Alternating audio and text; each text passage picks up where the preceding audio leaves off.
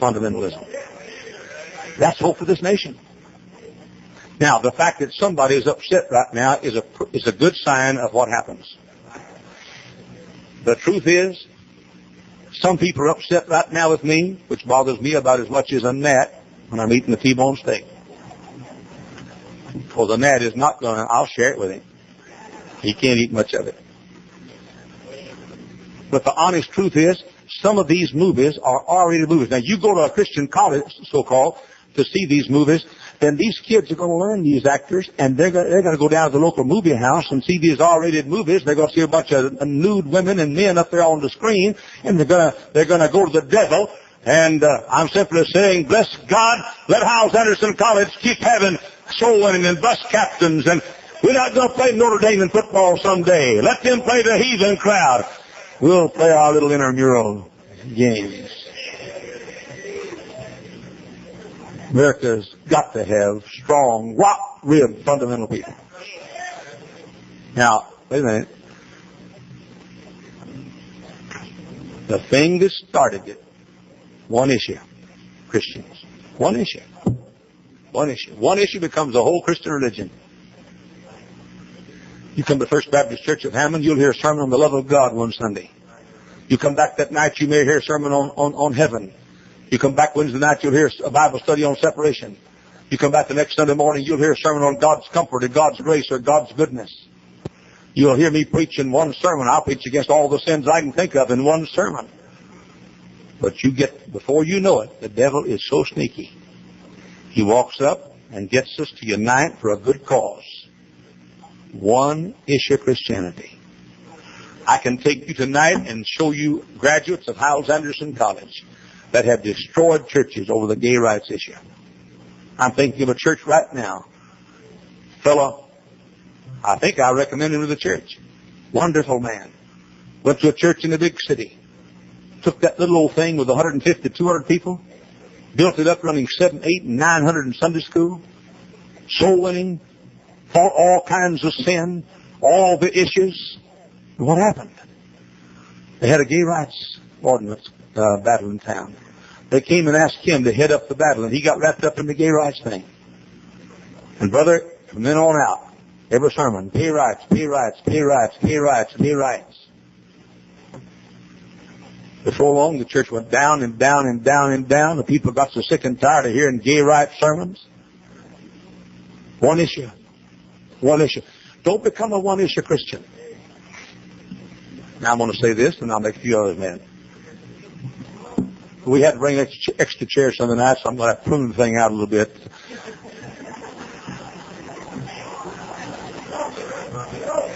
You show me a television preacher who's not a one-issue man.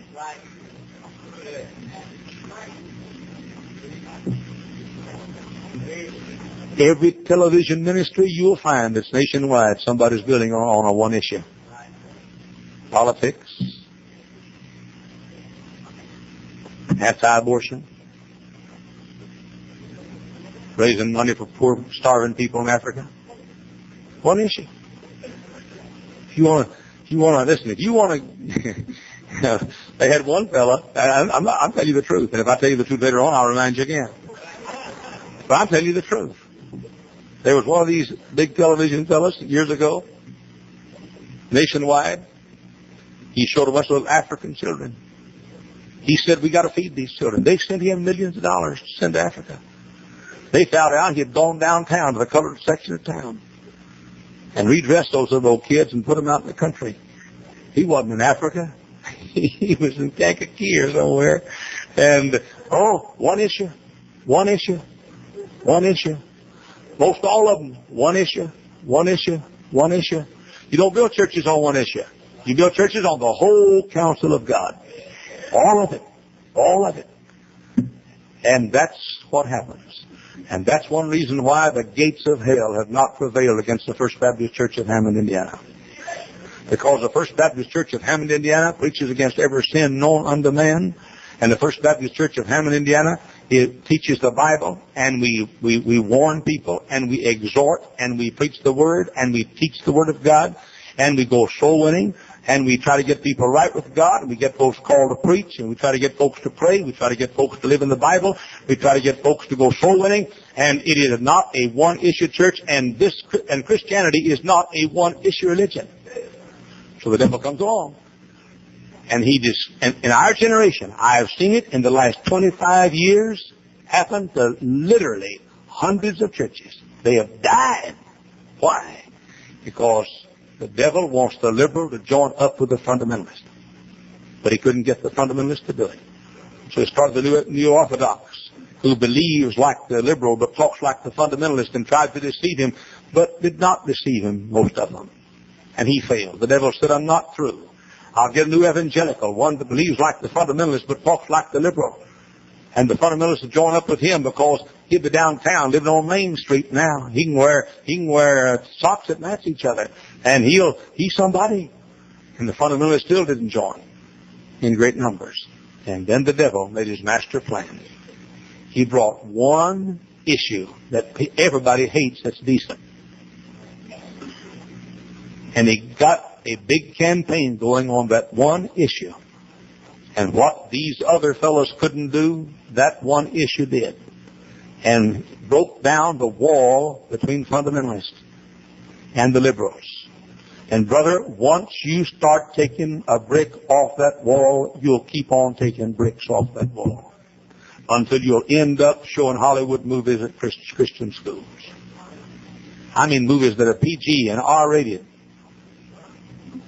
With a bunch of whores and whoremongers and harlots and prostitutes as actors and actresses becoming heroes and heroines. Where does it start? It starts when somebody for 5 hours pleads with you not to run with the wrong crowd. When a friend who loves you, who's preached in your church again and again and again, says, don't do it. There's no stopping of this. You won't stop this. You never will. I think about that the Canadian pastor, I've forgotten his name. What's his name?